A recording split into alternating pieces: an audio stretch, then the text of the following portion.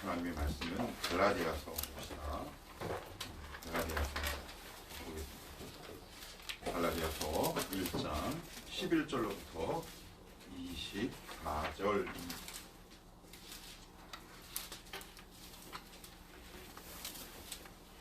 신약성경 302페이지입니다.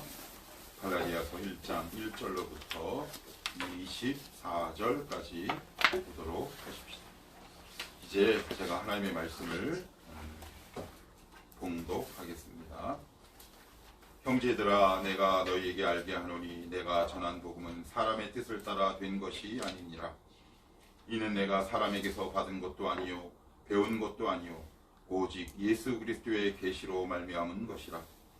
내가 이전에 유대교에 있을 때 행한 일을 너희가 들었거니와 하나님의 교회를 심히 박해하여 멸하고 내가 내 동족 중 여러 연갑자보다 유대교를 지나치게 믿어 내 조상의 전통에 대하여 더욱 열심히 있었으나 그러나 내 어머니의 태로부터 나를 택정하시고 그의 은혜로 나를 부르신 이가 그의 아들을 이방에 전하기 위하여 그를 내 속에 나타내시기를 기뻐하셨을 때 내가 곧 혈육과 의논하지 아니하고 또 나보다 먼저 사도된 자들을 만나려고 예루살렘으로 가지 아니하고 아라비아로 갔다가 다시 다메섹으로 돌아갔노라. 그 3년 만에 내가 게바를 방문하려고 예루살렘에 올라가서 그와 함께 15일을 머무는 동안 주의 형제 야고보 예외 다른 사도들을 보지 못하였노라. 보라, 내가 너희에게 쓰는 것은 하나님 앞에서 거짓말이 아니로다.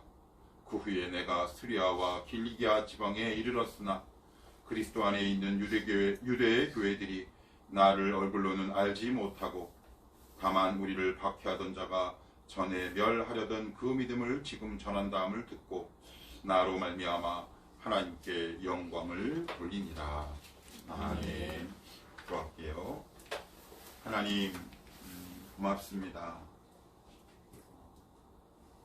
앞에서 기도했던 기도의 내용처럼 올해 때로는 평범하고 때로는 속도 상했고 때로는 하나님을 향한 오해도 있었고 때로는 원망함도 있었고 때로는 아픔도 있었지만 이 모든 것이 하나님을 향한 기대요 하나님을 향한 또 다른 우리의 사랑의 고백이었음을 다시 한번 깨닫습니다.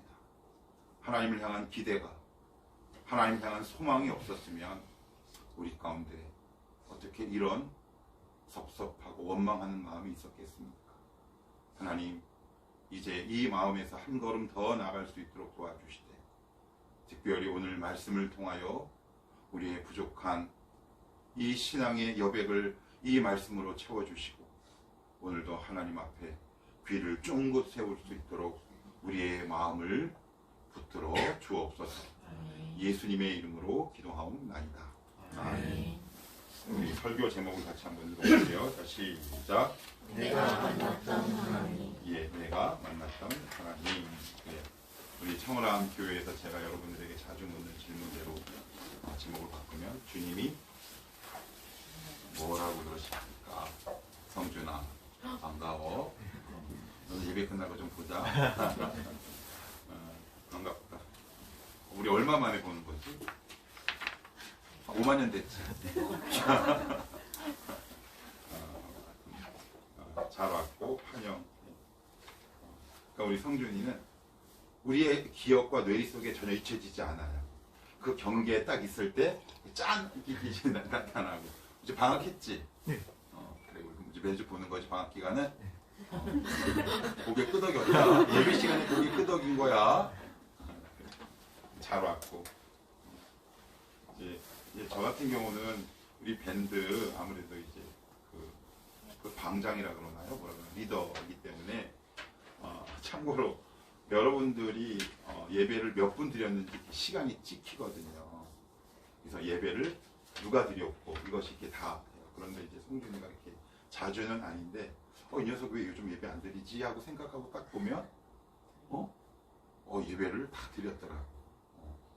물론 드렸는지 본 건지는 정확히 알 수는 없지만 뭐가 틀어놓고 뭐 다른 거 했는지 난 알 수는 없지만 아무튼 드린 걸로 믿어도 되지? 아, 예, 그랬답니다. 오늘은 내가 만났던 하나님이라는 제목으로 말씀을 전하도록 하겠습니다. 사실 제 아내가 오늘 기도한 제목 가운데 저희 설교 내용 들어가 있어서 더 이상 뭘 전해야 하나 기도를 들으면서 한편으로는 감사했고 한편으로는 좀 난감했습니다. 큰일 났습니다. 뭘 전해야 할지. 저희 아내가 저희가 외우고 작성한 설교문보다 더 좋은 것 같아서 좀 부끄럽다라는 생각이 좀 드는데 저는 중2 때 하나님을 만났습니다. 그때는 그것이 하나님을 만날 경험인지 전혀 저는 몰랐어요. 왜 우리 그럴 때 있잖아요. 누군가 나에게 왔는데 그분이 정체를 밝히기 전까지 내가 만난 사람이 누구인지 잘 몰라요. 중2 때 여자 전도사님이 제 등짝을 그렇게 세게 때리며 불쌍하게 여겨달라고 기도하며 저는 내가 왜 불쌍한지도 잘 모르겠고 그리고 그 말과 그 기도문 속에 반감이 좀 들었어요. 그래서 눈을 떴다 감았다 떴다 감았다 그러다가 뭔지 모를 강력한 힘이라고 얘기를 할게요.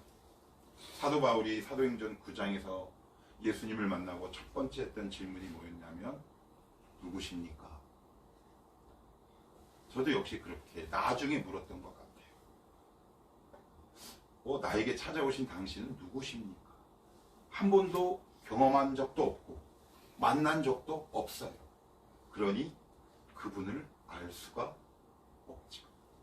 그런데 우리 신앙인의 고민은 예수를 믿고 신앙생활하고 예배를 드리면 하나님을 잘 알 수 있을 것 같았는데 신앙이 이렇게 한 걸음 두 걸음 앞으로 전진하다 보면 어느 벽에 이렇게 딱 막힐 때가 있더라고요.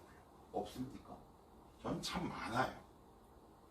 그래서 전진하자니 이해가 안 되고 그렇다고 뒤로 물러나자니 이거 좀 아닌 것 같고 그래서 우리는 그냥 현실이라는 이 안주하죠. 도대체 모르겠는 거예요. 내가 믿고 따르고 고백하는 예수라는 이 존재를 잘 몰라요. 목사인 저도 얼마 전에 청월함교회를 개척하고 작년이었던 것 같아요. 요 자리에 앉아서 부끄럽지만 아침 기도에 설교를 마치고 나서 이렇게 기도했던 장면이 떠올라요. 어떻게 기도했냐면 하나님, 제가 정말 부끄럽지만 최근 나에게 역사하시는 하나님이 누군지 잘 모르겠습니다. 잘 모르겠어요. 제가 배웠던 신학, 제가 알고 있던 성경의 지식으로는 잘 모르겠습니다.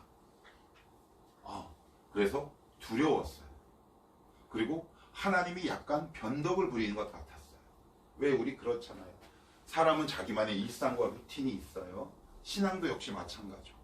그런데 내가 이렇게 걸어가고 있는 신앙의 동선에서 조금만 벗어나면 우리는 당황하거든요. 하나님이 저에게 그렇게 다가오셨어요.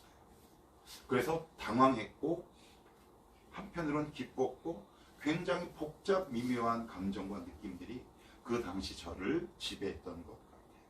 그런데 이건 저뿐만 아니라 여러분들에게도 그런 일이 충분히 일어날 수 있다. 오늘 바로 그 이야기를 하고 있는 거예요.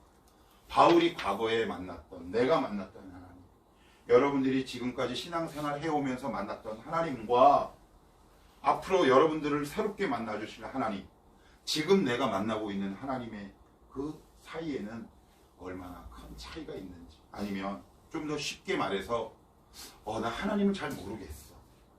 혹시 믿음의 경주를 포기할 수 있을까요? 없을까요? 있어요. 왜? 나는 한 걸음밖에 뗄 수 없는데 때로는 주님이 저에게 세 걸음을 요구하실 때가 있거든요. 그러면 저는 세 걸음을 안 떼요. 여러분 아니고 저의 이야기를 하는 거예요. 그래서 저는 어떻게 하냐면 저는 보기보다 되게 소심해요. 잘 모르시는 분들은 저를 꽉 이렇게 보는데 되게 섬세하고 소심한 면도 있거든요. 그래서 그동안에 저의 신앙의 반응은 뭐냐면 이렇게 그냥 앉아버려요. 의자에 탁 앉아서 안 가요. 그러면 하나님이 어떨 때는 다가오셔서 설득도 하세요. 어떨 때는 꿀밤도 안 되게 때리시고요. 그러다 보면 설득 당한 척 하지. 그러다가 또 앉아요. 그러면 하나님이 또 다가오세요. 그 생활의 연속으로 지금까지 신앙이 자라올 수 있었어요. 그래서 늘 이 신앙생활 한다는 것은 긴장과 새로움의 연속인 것 같아요. 그래서 우리가 보통 이런 말 하잖아요. 어제 수민이랑 잠깐 이야기를 했는데 수민이가 그런 이야기를 하더라고요. 목사님, 신앙생활 하는 거 어렵습니다. 어렵습니다. 그래서 내가 뭐라 그랬어? 어제 박수민이랑 얘기한 거야, 내가 지금. 그래서 제가 그랬어요.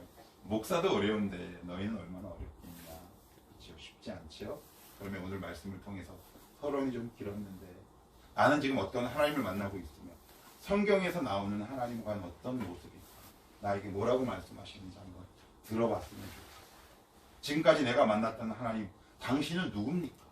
앞으로 내가 만날 하나님은 과연 누굽니까? 성경의 주연은 하나님이잖아.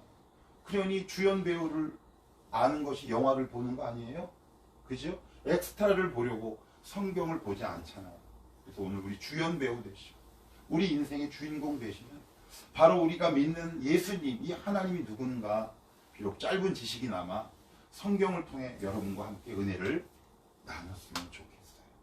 자, 먼저 우리 1장 11절 여러분들이 한번 읽어보세요. 자, 시작.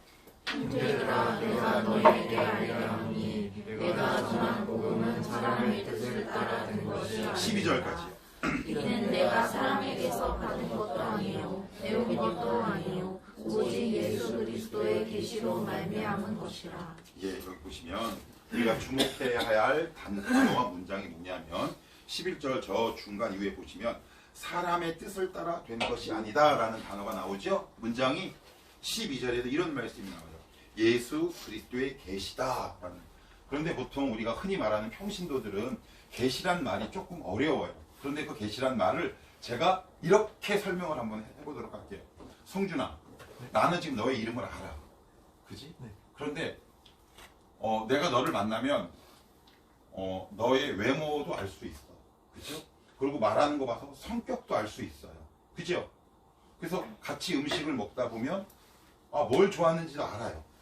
그런데 성준이가 저에게 입을 싹 다물면 알 수 없는 게 딱 하나 있어요. 그건 뭐냐면 이름이에요. 이름은 본인 입으로 알려주기까지 제가 알 수 없어요. 그게 계시예요. 뭐냐?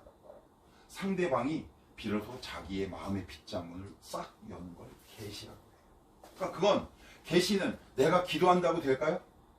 아니에요. 전적으로 하나님의 의지에 달린 거예요. 이게 갑자기 무슨 얘기냐면 제가 아침 기도회 때도 말씀드렸는데 수많은 청년과 성도들이 저 역시 마찬가지고요. 한때는 왜 내 신앙은 왜 이렇게 불완전한가 라는 고민이 있어요. 난 왜 이렇게 흔들리는가? 왜 이렇게 자주 넘어지는가? 그리고 왜 이렇게 하나님이 멀게 느껴지는가? 그래서 저는 신앙생활 하다 보면 그런 게 있더라고요. 이제 믿음이 조금 좋아요. 흔히 말하는 영빨이 좀 생길 때가 있어요. 우리 그죠? 하나님 앞에 기도도 하고 그러면 이제 고개가 이렇게 올라갑니다. 이렇게 올라가요. 올라간다는 건 하나님을 바라보는 거죠. 그런데 한번 생각해 봅시다. 이 땅에 발을 내딛고 사는 동안 우리는 중력의 영향을 받아요. 그러면 이 고개가 하늘을 보는 게 정상이에요? 땅을 보는 게 정상이에요? 땅을 보는 게 정상이에요. 그러면 어느 순간 하나님을 보던 시선이 자연스럽게 어디로 오냐면 이렇게 해서 자기를 보고 있어요. 그래서 하나님을 보는 시야와 시선을 우리는 놓치게 돼요. 그래서 어떤 결과가 일어나느냐? 자기에게 주목하죠. 지금 나의 모습이 이래.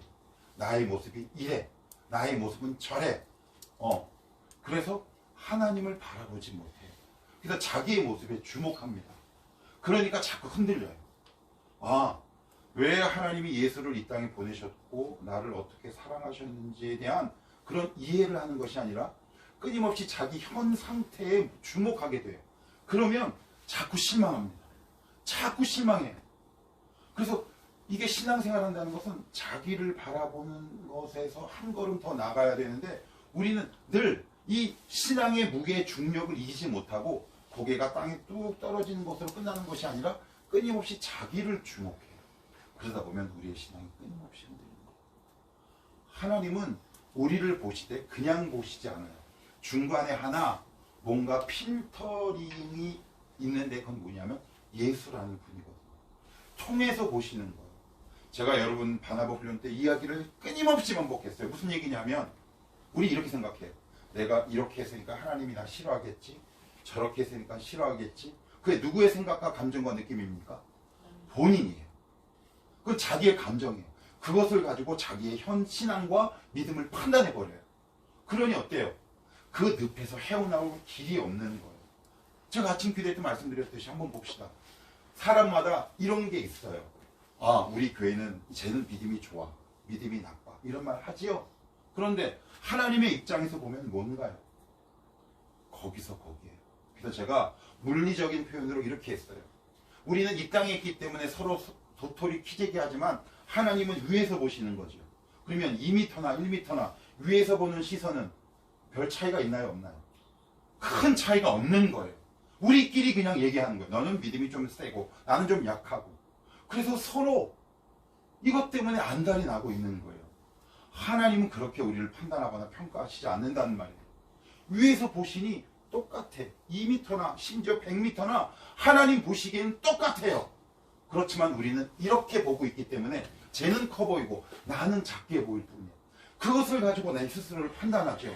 하나님도 내가 이렇게 옆에 있는 사람 키가 작으니까 나도 역시 작다고 보시겠구나 라고 본인 스스로 단정을 해요. 그러니 어떻게 돼요? 교회에 오는 게 늘 부끄러워. 늘 당당하지 못해. 그런데 성경은 그러지 말래요. 왜요? 따라합시다. 믿음의 주도권은 하나님이 주고 계십니다. 이게 굉장히 중요해요. 이게 복음의 핵심이랍니다.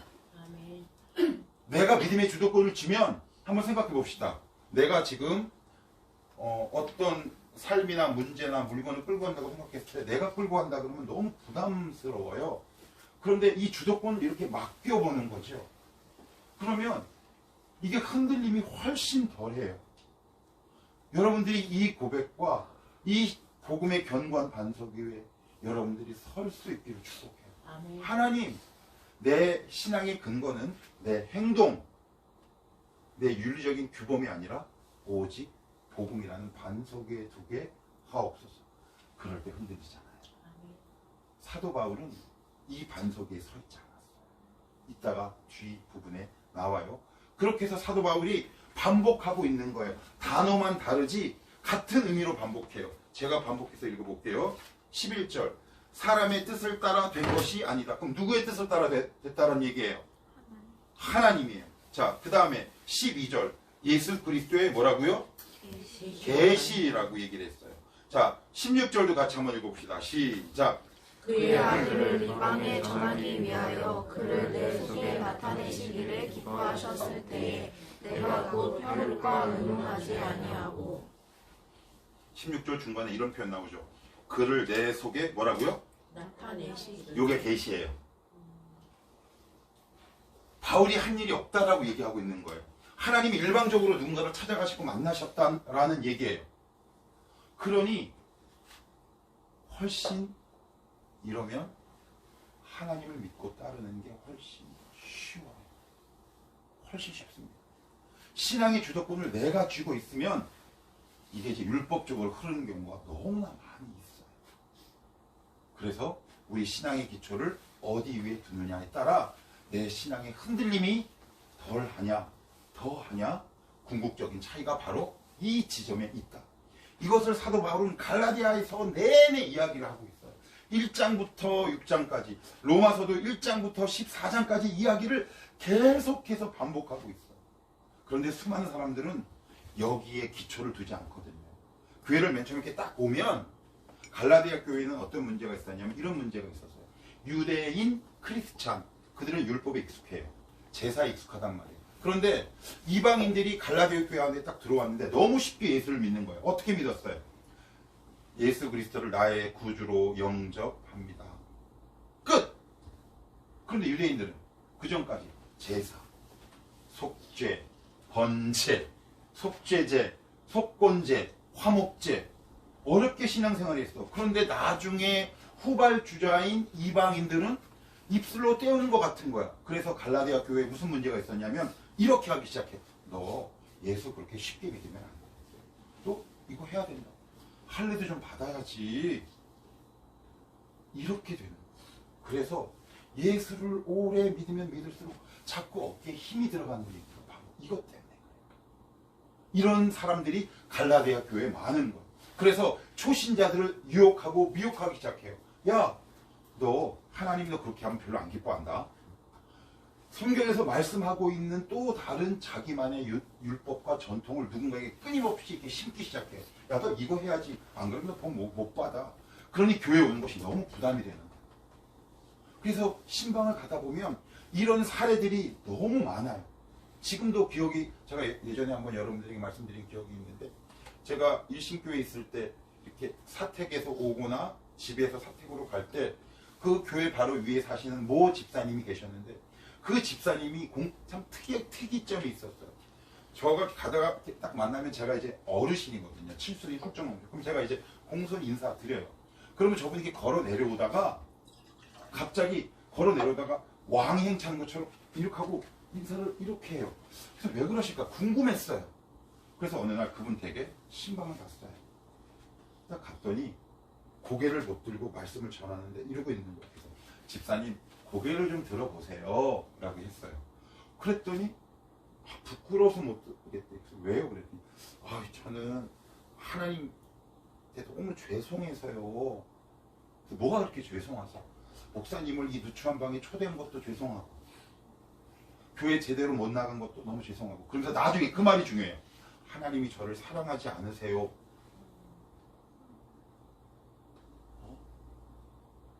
우리가 그렇거든요. 그래서 제가 로마서 말씀을 전했어요. 그랬더니 이분이 갑자기 7순이 넘은 이 노인네가 콧물을 질질 흘리면서 울고 계시는 거예요. 나 오해했나 봐. 하나님 저 사랑하시죠? 그럼요. 주님이 우리 집사님 사랑하세요. 그 다음부터는 이제 저한테 내려올 때 저랑 똑같이 이렇게 걸으세요. 얼마나 감사한 일이에요. 주위에서 교회에서 얼마나 많은 이야기를 들었어요. 그죠? 기존에 있던 기존 신자들이 너 그렇게 하면 안 돼. 물론 그럴 수 있죠. 그 말들이 양 어깨에 큰 부담으로 내려앉았어요.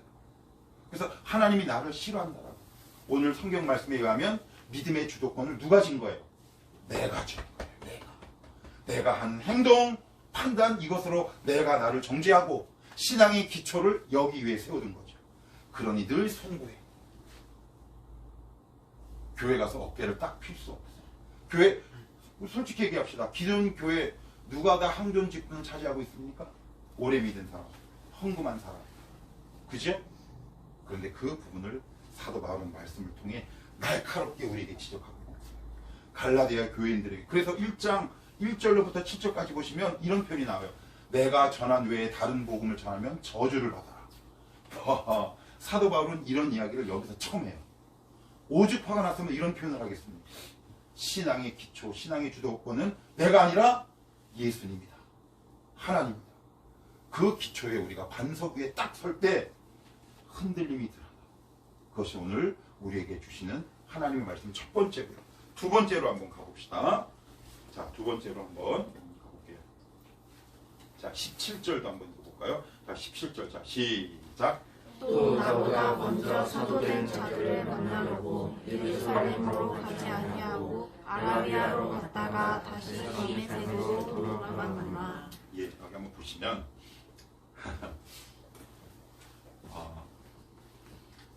열두 사도가 있어요. 12의 사도. 이 12사도는 이스라엘을 지탱하는 큰 거목이에요. 그죠?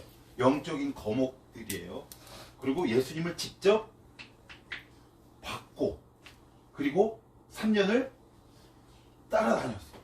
그러니 그 당시 12사도가 갖고 있는 신적인 권위는 어느 정도일까요? 절대적일 수밖에 없어요. 어마어마해요. 그래서 유세부 예수의 교회사라는 한 장면에 보면 사도 요한 공동체 교회가 있었는데 터키 지방에 거기서 설교를 할 때 사도 요한이 강대상에 올라가면 그 발자국을 성도들이 밟질 않았대요. 그래서 사도 요한이 야단을 쳤다는 기록이 나와요. 그 정도로 수많은 성도들의 신적 권위를 부여받았어요. 그러니까 영빨이 좀 있는 거지요. 네. 그런데 사도 바울은 어때요? 후발주자. 예수님 직접 만난 적 있다 없다? 3년 따라다닌 적 있다 없다? 없어요. 그리고 나서 사도행전 9장에서 드디어 회심을 합니다. 우리가 잘 아는 대로 주님 당신은 누구십니까? 라고 회심을 해요. 그러면 이제 회심을 딱 하고 나면 여러분 같으면 내가 부흥에 가가지고 부흥에 갔어. 그래서 내가 은혜 받았어. 그러면 내가 드디어 은혜 받았으면 누구한테 갈 것 같아요? 이야기를 누구한테 하고 싶어요? 구역장. 그죠? 아니면 목사님. 그런데 싹 무시하고 사도 바울은 12사도를 만나지 않고 아라비아 광야로 갑니다. 교만한 거죠. 교회의 질서라는 게 있잖아요. 당연히 12사도 만나러 예루살렘에 가야 되잖아요.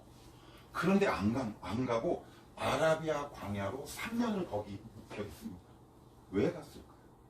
왜 갔을까요? 그 답이 사도행전 9장에 나와요. 찾아봅시다. 사도행전 9장 한번 찾아봅시다.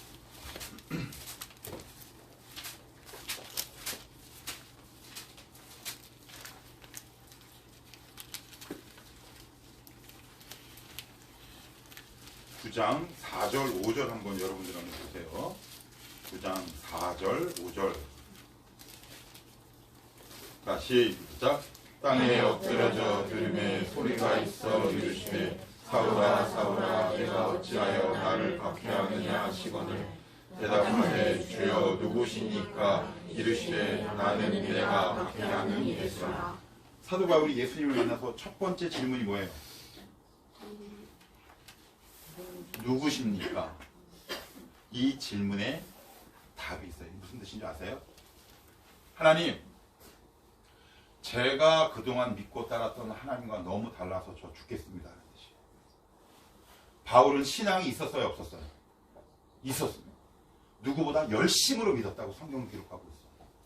그런데 하나님을 깊이 알지도 못했고 만나지도 못했고 우리가 같이 예수의 이름으로 신앙생활을 하고 공동체를 이뤘지만 우리도 믿음의 한계 아니면 벽에 부딪힐 때가 있어요. 나는 분명히 예전부터 이렇게 쭉 내가 믿어왔는데 요즘 나에게 다가오시는 하나님은 내가 그동안 알고 만났던 하나님이 아니야. 그러면 여러분들은 이렇게 물으셔야 돼요. 누구십니까? 그래서 광야로 갔어요. 왜요? 3년 동안 구약 성경을 처음부터 끝까지 다시 읽어요.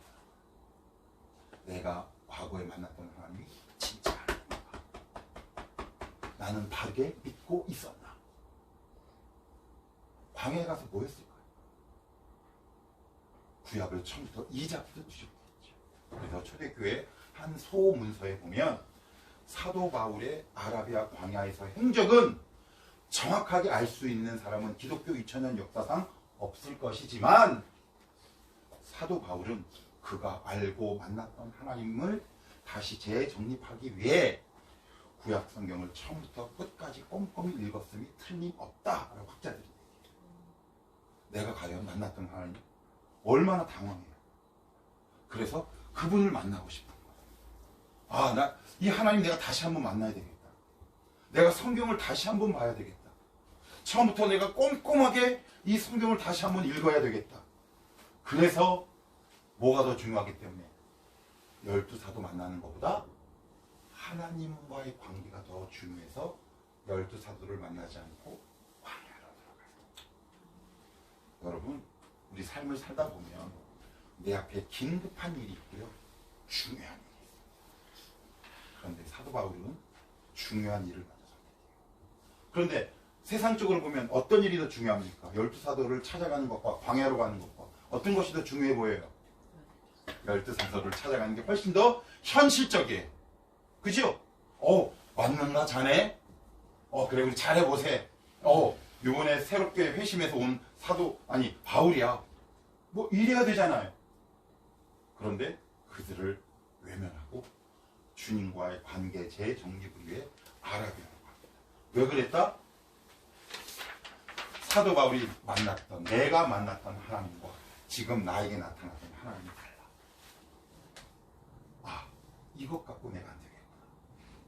하나님을 만나는 거지. 성경을 읽고 연구하고 기도하고 비치는 거예요. 그 시간이 몇 년? 3년. 그런데 제자들은 이 3년의 시간을 겪었잖아. 그런데 바울은 겪지 않았어. 뭐가 더 중요해?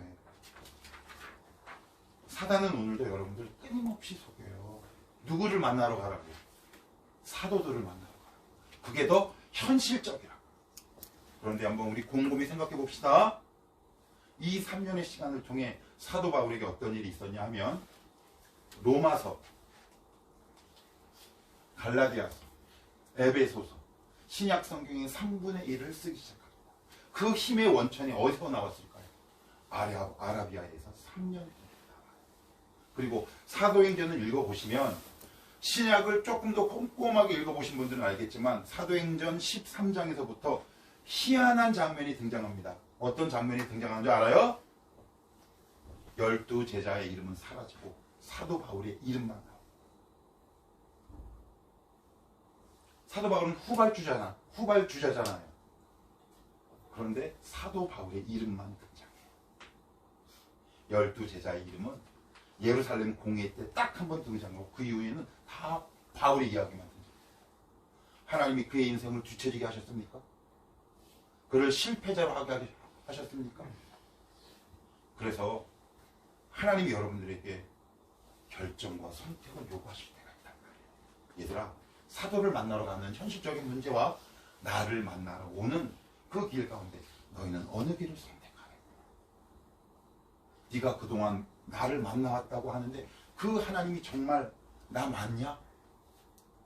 오늘 우리에게 이렇게 물으시다. 성경을 하나 더 찾아볼게요. 자, 어디로 찾아보시냐면 요한복음 19장 한번 찾아봐요. 요한복음 19장.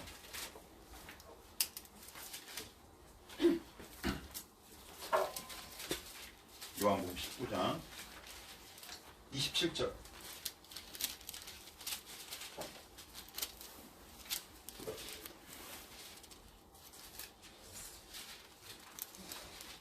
자, 같이 한번 읽어볼까요? 자, 시작.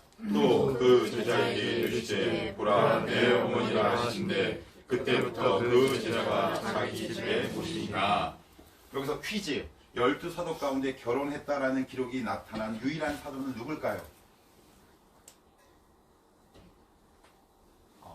신성은?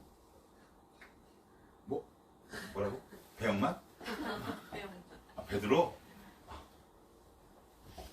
누구야? 베드로? 잠깐만, 베드로? 라는 건 확신이 없다는 거예요. 베드로는 이런 표현이 있어요. 자매, 아내된 자매이란 표현이 나와요. 그러면 여러분이 예수님이에요. 그러면 장남이잖아, 예수님. 그죠? 그러면 자기 하늘나라로 가. 그럼 여러분들은 총각에게 맡길까요? 그래도 가정이 있는 사람에게 맡기는 게 나을까요? 그죠? 그런데 요한에게 맡깁니다. 내 어머니다. 그래서 요한은 이 사람을 마리아를 모시느라고 사역의 전면에 등장하지 못해요. 뒤로 이렇게 물러납니다. 다른 사도들보다 지명도가 덜해요. 그래서 베드로 사도행전 3장에 한번 딱 등장하고 난 이후로 요한은 역사의 뒤안길로 이렇게 사라지는 것처럼 보여요. 그리고 나서 유대 전승에 의하면 요한은 마리아를 50년 동안 모셨대요. 장가도 안 가고. 그런데 요한이 뭘 써죠? 요한 복음, 요한 1, 2, 3, 요한 계시록 씁니다. 무슨 의미일까요? 그 당시 중요해 보이지 않는 마리아를 모셨던 주님의 명령, 말씀에 순종한 결과 요한은 손해보지 않는 인생을 살았어요. 이게 주. 그래서 정리합시다. 예루살렘으로 가는 일이 있고 아라비아로 가는 길이 오늘도 우리 앞에 늘 선택, 선택과 결정해야 할 일들이 있어요. 지금 여러분은 어느 길로 가고 계십니까? 무엇을 선택해야 하겠습니까? 하나님은 오늘 우리에게 이렇게 말씀하십니다. 그 길로 가라. 내가 거기서 너를 깊이 만나겠다. 내가 거기서 너를 정말 깊이 만나기를 원한다. 그 이후로 사도 바울은 흔들림 없이 이 사역의 길을 걸어가잖아요. 마지막으로 하나만 더 봅시다. 어디를 보시냐면 아까 우리 갈라디아서 다시 가서 21절입니다. 21절 시작. 그 후에 내가 수리아와 길리기아 지방에 이르렀으나 그래요. 수리아와 길리기아 지방에 이르렀으나 그러니까 여기 딱 보면 사도 바울이 마치 간 것처럼 보이죠? 예. 아니요. 사도 바울의 계획에는 전혀 없었어요. 여러분 바울 서신을 읽을 때 사도행전이랑 같이 보셔야 돼요. 그래야 이해가 훨씬 빨라요. 오늘 여기 나오는 건 사도행전 9장이랑 같이 찾아보진 않을 텐데 거기 보면 어떤 일이 벌어지느냐. 바울이 막 회심한 다음에 예루살렘 교회에 큰 핍박이 일어납니다. 그래서 바울을 막 죽이려고 해요. 그래서 사도들이 이 바울을 길리기아 자기 고향으로 이렇게 보내버립니다. 자기 계획이 있었어요, 없었어요? 그런데 놀라운 일이 발생합니다. 뭘까요? 바울의 그 유명한 1차 선교 여행이 자기 고향에서 시작됩니다. 사도 바울이 계획이 무너지자 하나님의 계획의 역사가 일어나기 시작합니다. 우리의 계획이 무너져야 하나님의 계획이 실현됩니다. 믿음의 주도권을 하나님께 넘긴 사람. 하나님 내 계획은 무너져도 좋습니다. 하나님의 계획이 나를 통해 서게 없어서. 그 당시 사도 바울이 고집부리고 예루살렘에 계속 있었으면 1차, 2차, 3차 선교 여행은 일어나지도 않았고 지금의 유럽은 없었어요. 그래서 여러분 이 문장 많이 들어보셨죠? 아놀드 토인비가 그의 역사란 무엇인가 챕터 2에 이렇게 얘기해요. 사도 바울을 싣고 간 배는 유럽의 문명을 싣고 간 배였다. 사도 바울 개인의 계획이 무너졌지만 하나님은 그 무너진 계획을 통해 당신의 계획을 이루십니다.